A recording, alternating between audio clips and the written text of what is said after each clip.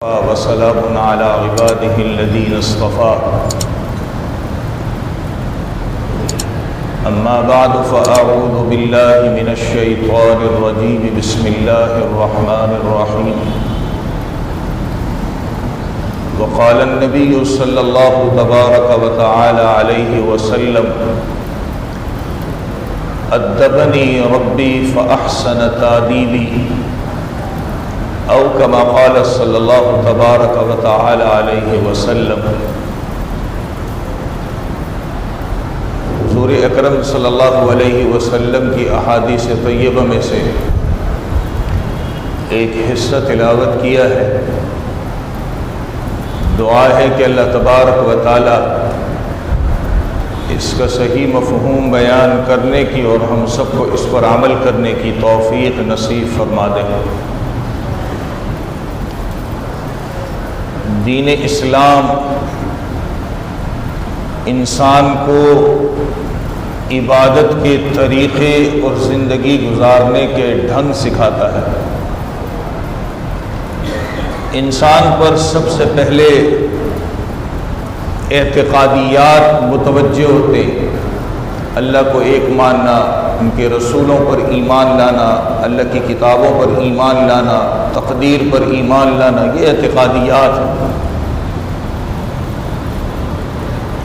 اس کے بعد انسان کی طرف عبادات متوجہ ہیں، نماز، روزہ، زکوٰۃ، حج اور دیگر عبادتیں۔ انسان زندگی گزارتے ہوئے عبادات پر بہت زور دیتا ہے۔ اچھی بات ہے، عبادتیں کرنی چاہیے، ہمارا ہی فائدہ ہے، کسی اور کا فائدہ نہیں۔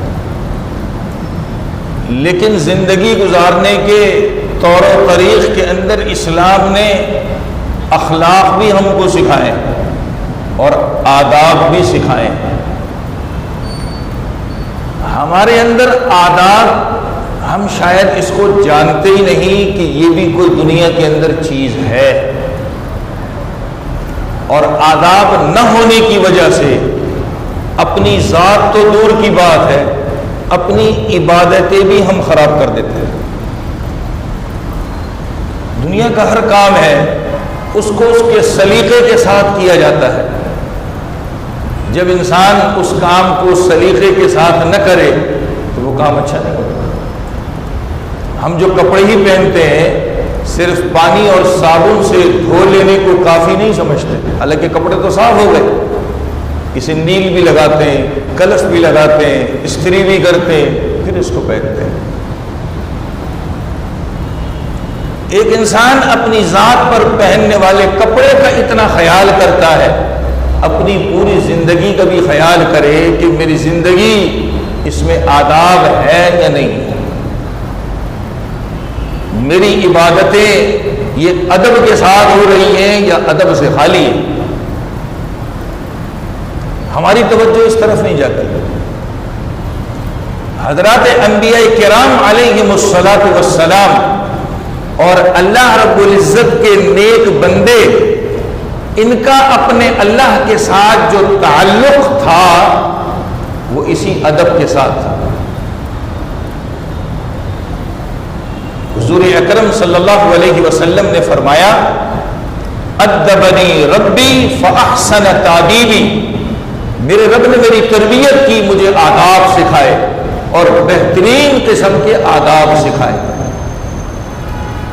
وہ سارے آداب حضور اکرم صلی اللہ علیہ وسلم کی ذات گرامی کی وجہ سے آج ہمارے درمیان موجود ہیں، مگر ہمارے عمل میں نہیں ہے۔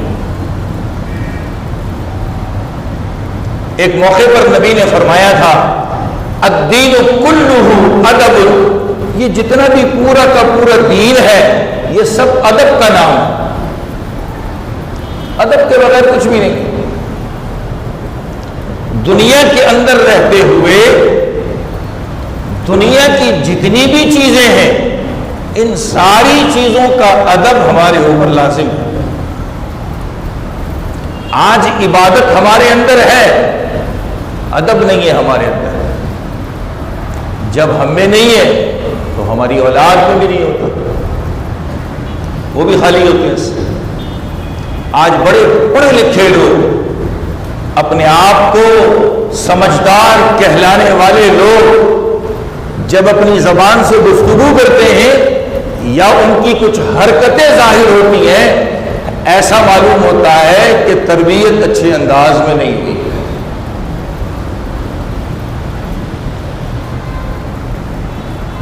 ادب بہت بڑی چیز ہے، انسان کو سلیقہ سکھا دیتی ہے۔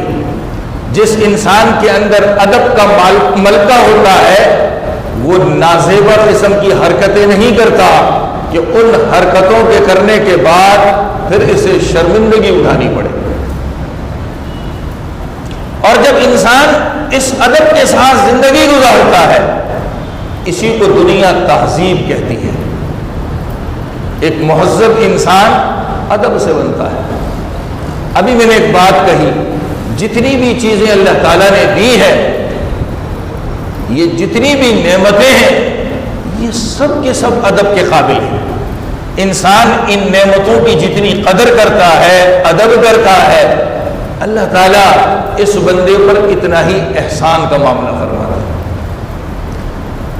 سب سے پہلی چیز اللہ کی ذات ہے۔ اللہ کی ذات کا ادب، اللہ کے نام کا ادب بہت بڑی چیز ہے۔ آج مجھ سے زیادہ آپ حضرات اس چیز کو پہچانیں گے۔ کچھ چند سال پہلے اذانیں ہوتی، ٹیپ ریکارڈر بند کر دیے جاتے، ٹیلی ویژن بند کر دیے جاتے، بہت ساری چیزیں بند کر دی جاتی تھی۔ عورتیں سروں پر دوپٹہ لے لیتی تھی، مرد اپنے سروں کو ڈھانپ لیتے تھے۔ آج میری دکان مسجد کی دکانوں میں ہوتی ہے، اذان ہو، نماز ہو، مجھے کسی کام سے کیا سروکار ہے۔ اور کبھی کبھی تو ایسا بھی دیکھنے کو ملتا ہے کہ مسجد کے اندر ہی کام ہو رہا ہے، نماز ہو رہی ہے، کام کرنے والا اپنے کام کو روکتا نہیں، حالانکہ اس کو روک کے نماز پڑھنی چاہیے۔ اللہ کے گھر میں آ کر کے بھی اللہ کی عبادت سے محروم، اس سے بڑا بدبخت انسان کون ہوگا؟ میں کسی کی تنقید نہیں کر رہا، ہمیں اپنی اصلاح کرنی ہے، کسی کی تنقید نہیں کر رہا۔ یعنی ہمارے بے ادبی کا یہ عالم ہو چکا ہے۔ آج ہماری گاڑیاں ہم چلا رہے ہیں، بڑے زور زور سے اندر ٹیپ بج رہے ہیں، گانے بج رہے ہیں، کچھ بھی بج رہا ہے، مسجد کے سامنے گزرے، نماز کا وقت ہے، ہمیں کسی چیز کا خوف نہیں، کسی چیز کا خیال نہیں ہے، ہم جا رہے ہیں اپنی زندگی کے اندر مست ہیں۔ اللہ کی ذات، اس کا ادب بھی ہمارے اندر سے نکل گیا۔ آج ہم دیکھ لیں مسجد آ رہے ہیں، یہ اللہ کا گھر ہے، اس مسجد کا ادب ہمارے اندر کتنا ہے، ہم میں سے ہر آدمی جانتا ہے، ہر آدمی جانتا ہے کہ ہمارے اندر مسجد کا ادب کتنا ہے۔ یہ بھی ختم ہو چکا ہمارے اندر سے۔ آہستہ آہستہ آہستہ آہستہ ایک ایک کر کے دین کی جتنی نشانیاں تھیں، جتنی چیزیں ادب کے قابل تھیں، ساری کی ساری چیزیں ہمارے اندر سے نکلتی جا رہی ہیں، اور ہمیں اس کا پتہ بھی نہیں، خیال بھی نہیں کہ اتنی بڑی برائی ہمارے اندر آ رہی ہے، ہم اس کی طرف توجہ دیں، اپنی زندگی کو بدلیں، ایسا نہیں۔ تابعین کے زمانے میں ایک شخص تھے جن کو کہتے تھے بشر حافی، پولیس والے تھے، محکمہ پولیس میں کام کرتے تھے، شراب بھی پیتے تھے، بڑے مست انسان تھے، اور مستی میں زندگی گزر رہی تھی۔ ایک دن اپنے گھر سے ڈیوٹی پہ جا رہے تھے، کیا دیکھتے ہیں، راستے میں ایک کاغذ پڑا ہے، اس کاغذ پر اللہ رب العزت کا نام لکھا تھا۔ بشر حافی نے اسے اٹھایا، اٹھا کر اس کو صاف کیا، خوشبو لگائی، اور ادب و احترام کے ساتھ اسے ایک جگہ پر رکھ دیا۔ اللہ تعالیٰ کو بشر حافی کی یہ ادا بڑی پسند آئی۔ آپ کے زمانے میں امام حسن بصری رحمۃ اللہ علیہ تھے، یہ بھی بہت بڑے تابعی ہیں، تقریباً 150 صحابہ کی زیارت کی انہوں نے، امام حسن بصری رحمۃ اللہ علیہ نے۔ اللہ تعالیٰ نے ان کے دل کے اندر بات ڈالی، وہ بات یہ ڈالی کہ بشر حافی سے کہہ دو تو نے دنیا کے اندر رہتے ہوئے ہمارے نام کی عزت کی ہے، ہم تیری عزت عرش کے اوپر کرتے ہیں، ہم تیری عزت عرش کے اوپر کرتے ہیں۔ چنانچہ امام حسن بصری رحمۃ اللہ علیہ نے یہ بات بشر حافی سے کہہ دی جا کر، بس اس کے بعد کیا تھا، ساری زندگی کی جو مستی تھی سب نکال دی، یہ شراب پینا، یہ مستی کی زندگی سب نکال دی، اللہ کے قریب ہو گئے، اور آج حضرت بشر حافی کا نام بڑے بڑے ولیوں کے اندر لکھا جاتا ہے۔ ایک اللہ کے نام کی عزت، اس کا ادب ایک انسان کو کہاں سے کہاں پہنچا دیا۔ آج ہم بھی قرآن کریم پڑھتے ہیں، سنتے ہیں، ہمارے سامنے رکھا ہوتا ہے، لیکن ہمارے پاس اس کا ادب نہیں ہے، ہم ادب سے خالی ہیں، نماز پڑھتے ہیں، مسجد کو آتے ہیں، ادب سے خالی ہیں۔ ہاں، خلیفہ ہارون رشید، اس کی بیوی ملکہ زبیدہ بڑی پڑھی لکھی خاتون تھی اور اللہ کے کلام کی حافظہ تھی، اس کو قرآن سے اتنی محبت تھی کہ اس کے گھر کے اندر بیک وقت کئی بچیاں بیٹھ کر قرآن پڑھتی اور یہ سنتی تھی۔ کہنے تو بادشاہ کی بیوی ہے، آج تو میرے گھر میں تھوڑا سا پیسہ آ جائے، میری بیوی کی، میری بچوں کی زندگی بدل جاتی، ہمارے پاؤں زمین پہ نہیں ٹکتے، آسمان کی باتیں کرتے ہیں ہم لوگ، نماز کو بھول جاتے ہیں، ہر چیز کو بھول، ایسی ایسی باتیں کرتے ہیں جیسے پوری دنیا ہم نے فتح کر لی۔ آیا کیا ہے؟ تھوڑے سے پیسے آئے، یہ جیسے پیسے آئے ہیں، جس ذات نے ہم کو یہ دیے ہیں وہ لینا بھی جانتی ہے۔ تھوڑے کلف کے کپڑے آ جائیں، گاڑی آ جائے، اچھا گھر بن جائے، ہمارے پاؤں زمین پر نہیں ٹکتے، باتیں عجیب، چال چلن عجیب، انسان کو انسان نہیں سمجھتے۔ اور وہ بادشاہ کی بیوی ہے اور اسے اللہ کے کلام سے محبت کتنی ہے کہ اس کے گھر میں بیٹھ کر بچیاں قرآن پڑھتی تھی اور یہ سنتی تھی۔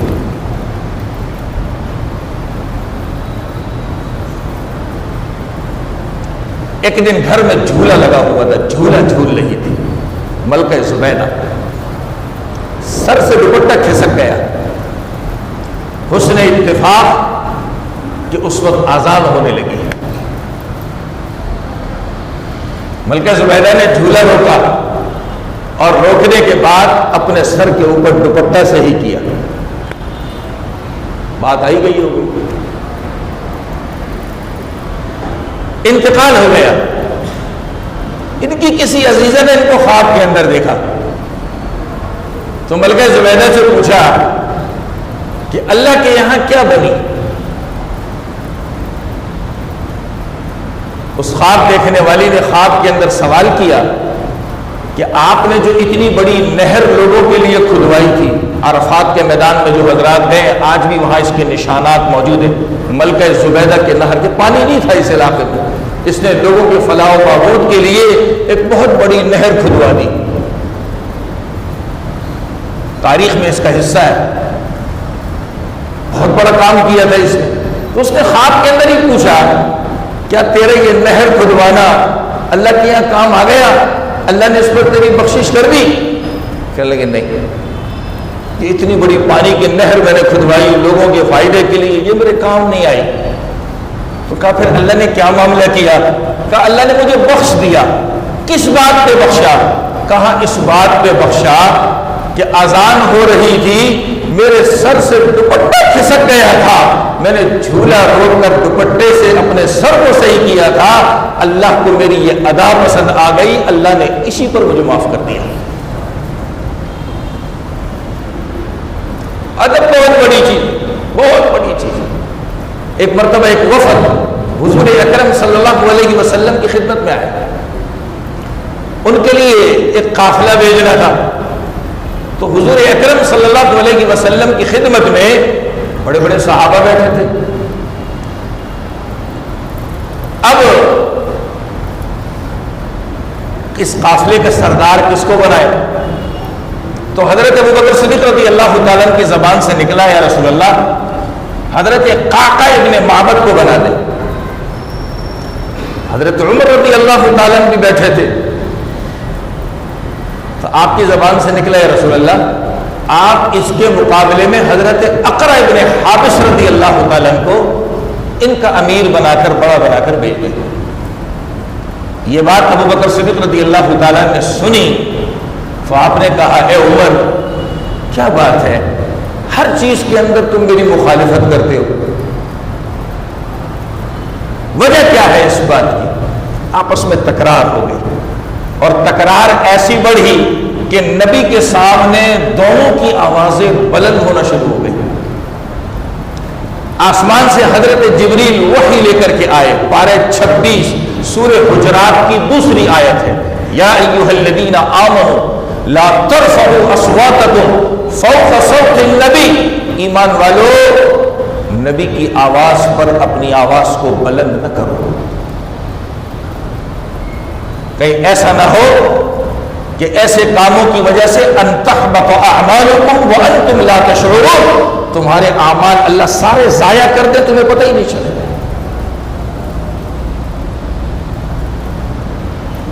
جب یہ آیت ان دونوں نے سنی رونے لگے۔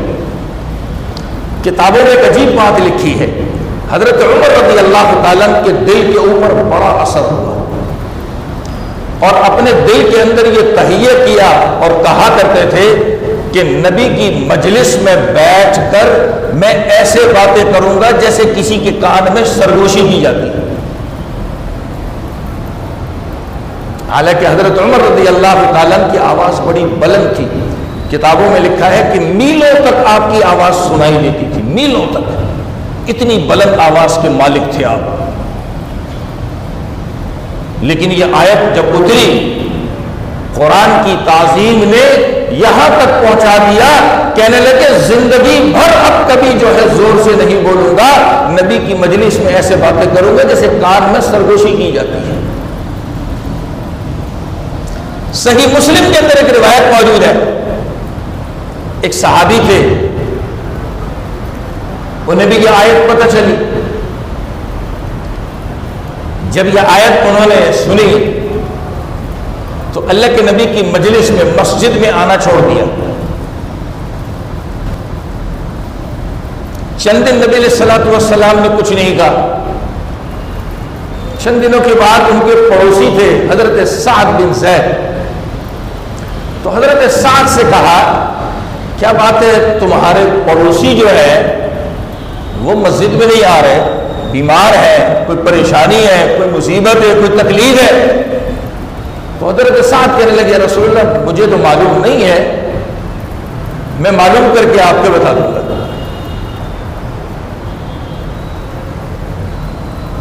یوں صحابی کے گھر گئے، فرمایا اللہ کے نبی آپ کا پوچھ رہے تھے کہ آپ مسجد میں نہیں آ رہے، بیمار ہیں، پریشان ہیں، کیا بات ہے؟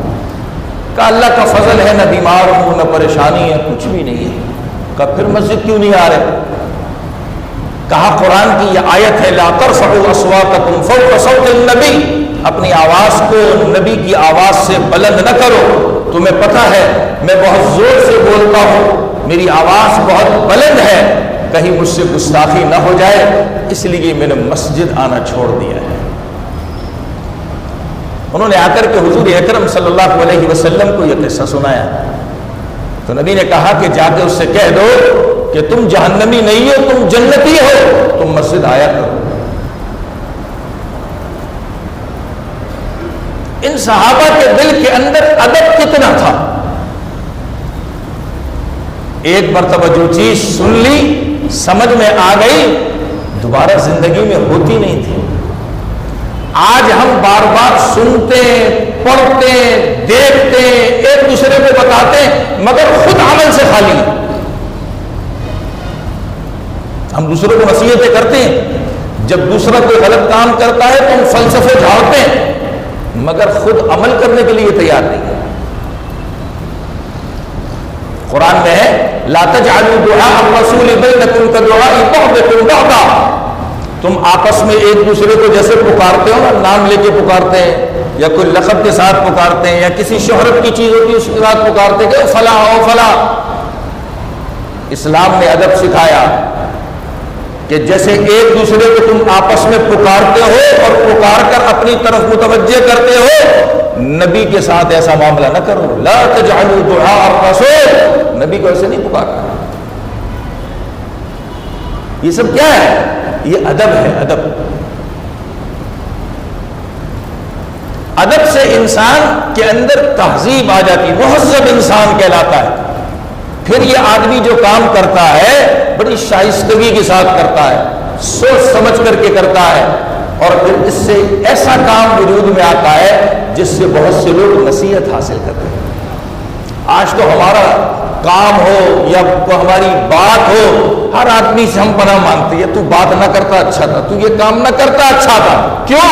اس لیے کہ ہمارا قول اور فعل وہ ایسا ہے جو شائستہ نہیں ہے. آج ہمارے گھروں کا حال کیا ہے؟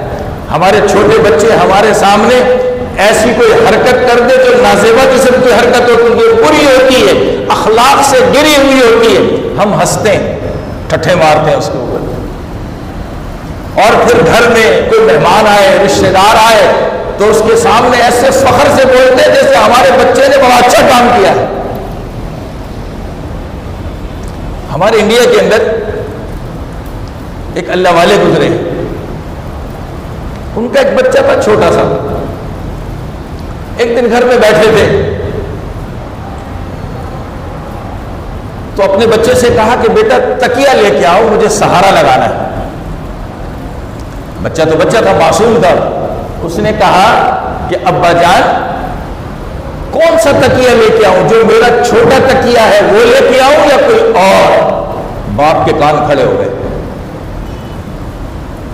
باپ کے کان کھڑے ہو گئے. کس بات پہ کھڑے ہوئے؟ اتنی سی چھوٹی عمر کا بچہ ہے، ابھی سے اپنی ملکیت بول رہا ہے کہ کون سا لے کے آؤں، میرا والا یا فلانے والا. یہ جو بچے تھے انہوں نے خود ہی اپنا قصہ اپنی کتاب میں لکھا ہے. کہنے لگے کہ ابا نے ہمیں ایک چھوٹی سی چپت رسید کی اور کہا بیٹا یہ کیا ہوتا ہے کہ میرے والا یا فلانے والا؟ اتنی سی چھوٹی عمر کے اندر ابھی سے ملکیت کا دعویٰ کر رہے ہو. ادب ایسے سکھایا جاتا ہے.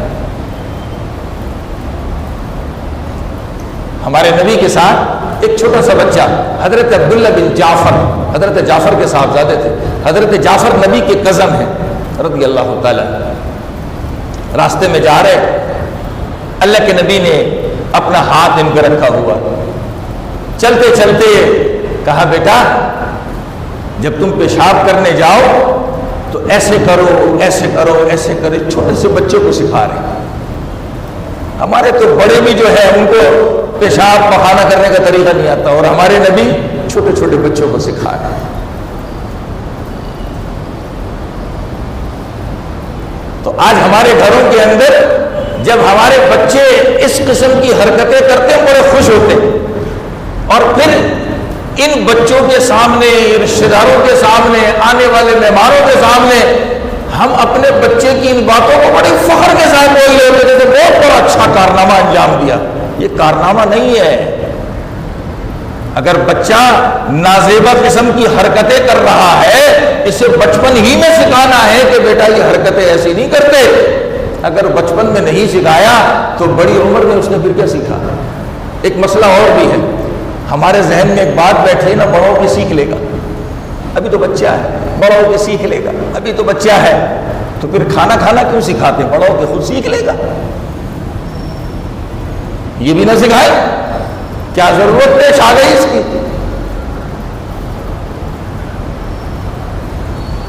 ہماری ہر چیز الٹی ہے. جو ہمیں اس کو دینی ہے اس سے ہم نے دور رکھا ہوا ہے. جو چیزیں ہم نے اس کو دینی ہے، سکھانی ہے، اس سے ہم نے اس کو دور رکھا ہوا ہے. اس کے اندر ہم ڈالتے نہیں کہ اس کو بچپن سے سکھائیں. یہی وجہ ہے کہ آج ہمارے اندر اپنے ماں باپ، بڑے بہن بھائی، بیوی بچے، اپنی اولاد، ان کے ساتھ رہن سہن کیسا کرنا ہے اس کا سلیقہ ہمارے پاس نہیں ہے. تو ہمارے بچے بھی ایسے ہی.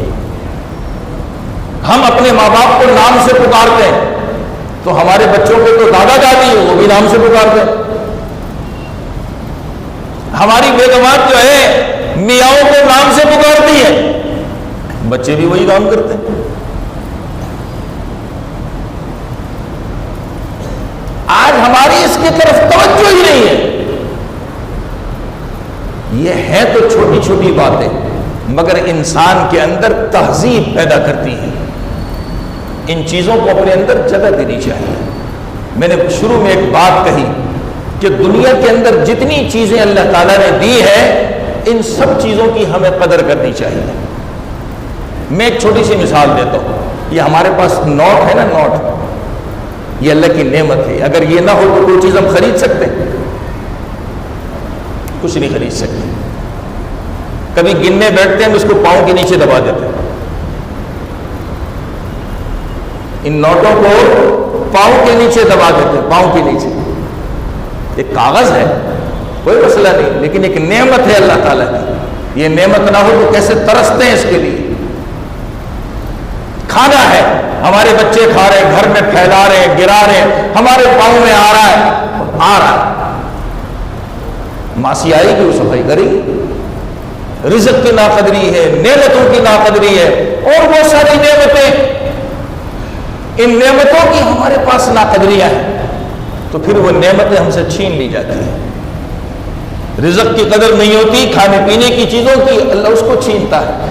جو جو نعمتیں دی ہیں ساری نعمتیں چھینی جاتی ہیں. نبی علیہ السلام کے زمانے میں سواری جانوروں کی تھی. اونٹ، گھوڑے، گدھے، خچر اس پر سوار ہوتے تھے. نبی کے سامنے ایک شخص کے اونٹ نے آ کر شکایت کی، گردن جھکا دی، زمین پہ رکھ دی ادب کے طور پر. اونٹ گردن زمین پہ رکھ دی نبی کے سامنے. نبی نے کہا اس کا مالک کون ہے؟ کہا فلاں ہے. اس کو بلایا، کہا یہ اونٹ تمہاری شکایت کر رہا ہے کہ کام تو اس سے پورا لیتے ہو، اس کو اس کا کھانا پورا نہیں دیتے ہو. کام اس سے پورا لیتے ہو، اس کا کھانا اسے پورا نہیں دیتے ہو. ایک اونٹ شکایت کر رہا ہے نبی سے. آج ہمارے پاس بھی گاڑیاں ہیں، اور ہماری گاڑیاں ہماری ذات کو جو تھوڑا بہت راحت پہنچاتی تو پہنچاتی ہے، مگر ہماری گاڑی ایسی کہ پورے عالم کو جگا رہی ہوتی ہے. ہر اس کا عضو جو ہے حصہ بول رہا ہوتا ہے.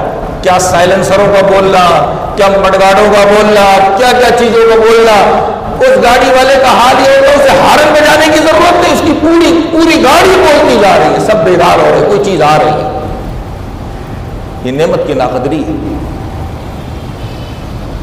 اللہ پھر چھینتا ہے، پھر ہم روتے ہیں یہ کیا ہو گیا. اور جب ہمارے یہاں پروگرام کے دن آتے ہیں، یہ 14 اگست گزرا، ابھی پھر ہیپی نیو ایئر آئے گا، ہم جوان، ہمارے بچے ہمارے سامنے پتہ ہے باجے بجا رہے ہیں، بائکوں کے سائلنسر نکال کے مخلوق کی نیندیں حرام کر رہے ہیں، سکون برباد کر رہے ہیں، مگر ہم کسی کو روک نہیں سکتے. اسے ہم بہت اچھا سمجھتے ہیں بہت اچھا کام کر رہے ہیں. ایسا نہیں ہے. انسان دنیا کے اندر بنتا ہے جو نعمتیں اس کو ملی ہیں اس کی قدر کرنے والا ہو.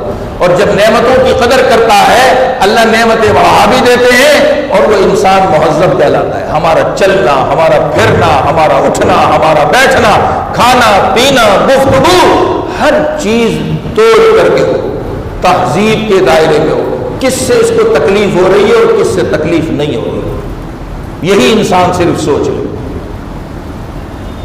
یہی چیز انسان سوچ لے.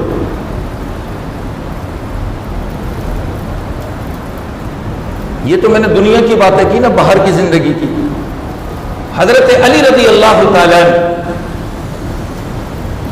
جب مسجد میں داخل ہوتے تھے تو مسجد کے دروازے پہ کھڑے ہو کے رک جاتے تھے اور آپ کا پورا جسم کانپتا تھا. مسجد کے دروازے پہ کھڑے ہو کے رک جاتے تھے، آپ کا بدن کانپتا تھا. ایک دن ایک نے ہمت کی اور ہمت کر کے پوچھا، کہا کیا بات ہے جب آپ مسجد کی طرف آتے ہیں اور مسجد کے دروازے پہ کھڑے ہوتے ہیں تو آپ کا بدن کانپنے لگتا ہے. تو حضرت علی رضی اللہ تعالیٰ نے فرمایا یہ بھی کوئی پوچھنے کی بات ہے؟ تجھے پتہ نہیں کہ کس کے دربار میں حاضری دینے کے لیے جا رہے ہیں؟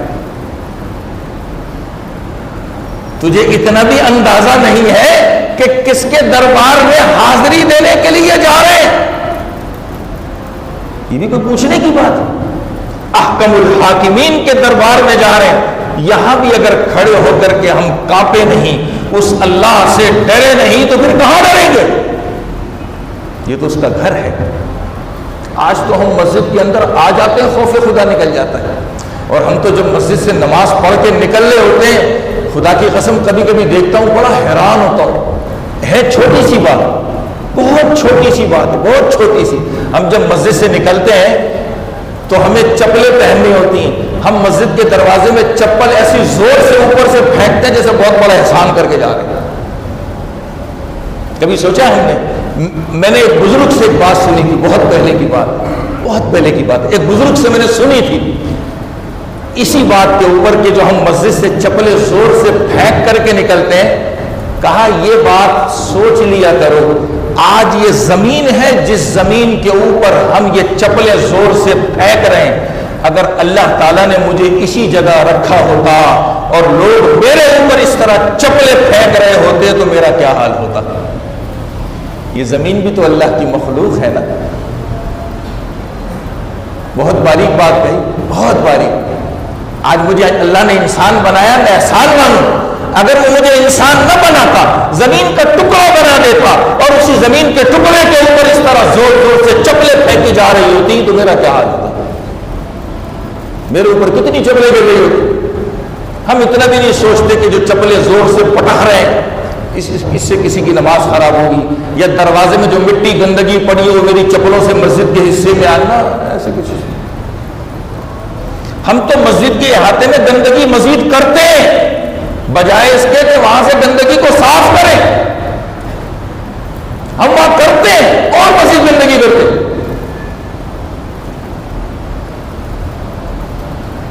کیا ہوتا ہے؟ ہم مسجد میں آتے ہیں، وضو خانے میں چپلیں دھوتے ہیں، وہی قطرے مسجد کے فرش کے اوپر گرا کے ڈبے کے اندر آ کے چپلیں رکھتے ہیں۔ کبھی خیال کیا ہم نے؟ کبھی بھی نہیں کیا، کبھی بھی نہیں کیا۔ ایک مرتبہ امام بخاری رحمۃ اللہ علیہ ایک مسجد میں بیٹھے ہوئے تھے، کیا دیکھا کہ مسجد کے دوسری طرف ایک آدمی بیٹھا ہے، اس کے داڑھی کے بالوں کے اندر ایک تنکا اٹکا ہوا تھا، وہ اس نے تنکا نکالا اور مسجد میں پھینک دیا۔ امام بخاری رحمۃ اللہ علیہ نے یہ منظر دیکھا، آپ سے برداشت نہیں ہوا، کھڑے ہوئے اور اس کے قریب سے وہ تنکا اٹھا کر اپنے آستین میں ڈال دیا، اور آستین میں ڈالنے کے بعد خاموشی کے ساتھ اسے مسجد کے باہر پھینک کر کے آئے، اور اس بندے سے آ کر کہا، اللہ کے بندے، یہ مسجد اللہ کا گھر ہے، یہ کچرا پھینکنے کی جگہ نہیں ہے،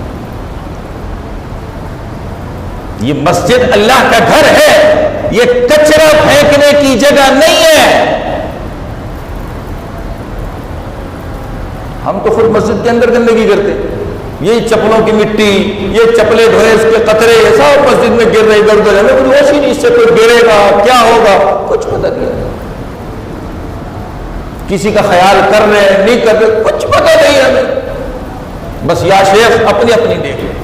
عرض یہ کر رہا تھا، انسان کے اندر ادب ہو اس کے اندر تہذیب آتی ہے، مہذب انسان کہلاتا ہے، اور ادب کے ساتھ جو بھی کام کرے، چاہے اپنی ضرورت کا ہو، چاہے دین کا ہو، عبادت ہو، تو وہ کام اس کے اندر نکھرتا چلا جاتا ہے، وہ کام اس کا اچھا بن جاتا ہے۔ اللہ کے یہاں ایسے ادب والے کاموں کی بڑی قدر و قیمت ہے، چاہے وہ تھوڑا کیوں نہ ہو۔ ہم اعمال میں بہت زور دیتے ہیں، بہت نفلیں پڑھ لو، بہت قرآن پڑھ لو، بہت یہ کر لو، لیکن وہ ہماری عبادت میں ادب ہے یا نہیں اس کا ہمیں نہیں پتا۔ ہماری زندگی میں، ہمارے کہنے میں، ہمارے کرنے میں ادب ہے یا نہیں اس کا ہمیں کوئی اندازہ نہیں ہے۔